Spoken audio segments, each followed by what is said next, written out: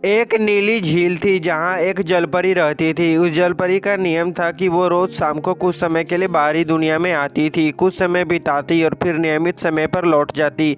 एक बार वहाँ से दो चोर जा रहे थे और उन्होंने जलपरी को देख लिया। उसे देखकर दोनों ने एक योजना बनाई कि क्यों ना इसे पकड़कर हम शहर में बेच आए, जिससे हमें अच्छे खासे पैसे मिलेंगे। दोनों ने मछली पकड़ने वाला जाल खरीदा और अगले दिन झील के किनारे इंतजार करने लगे। तभी उनकी नज़र एक लड़के पर पड़ी।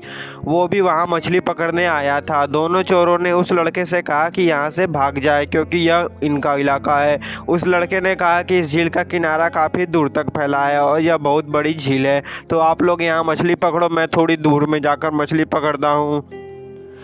उसकी बात सुनकर दोनों चोरों को बहुत गुस्सा आया। उन्होंने उस लड़के से कहा कि वो यहाँ से तुरंत चला जाए वरना उसकी पिटाई होगी। वो लड़का उन दोनों के इरादों से अनजान था। उसे हैरानी हुई, इसलिए वो थोड़ी दूर जाकर पेड़ के पीछे छुप गया। थोड़ी देर बाद वो जलपरी बाहर आई। उसे देखकर लड़का भी हैरान हो गया। वो जलपरी बहुत खूबसूरत थी।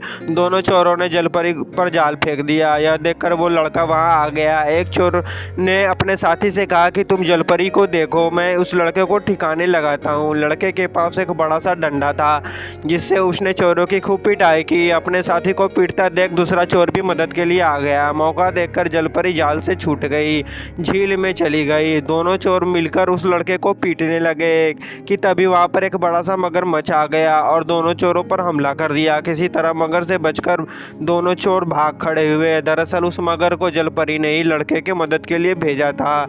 इस तरह वो लड़का रोज वहाँ आने लगा और जलपरी भी रोज उससे मिलने लगी। दोनों में बहुत ही गहरी दोस्ती हो गई। इस कहानी से हमको यह सीख मिलती है कि हमेशा दूसरों की मदद के लिए आगे आना चाहिए। किसी को भी मुसीबत में देखकर भागना नहीं चाहिए, बल्कि गलत लोगों के इराद भांपकर सही निर्णय लेना चाहिए।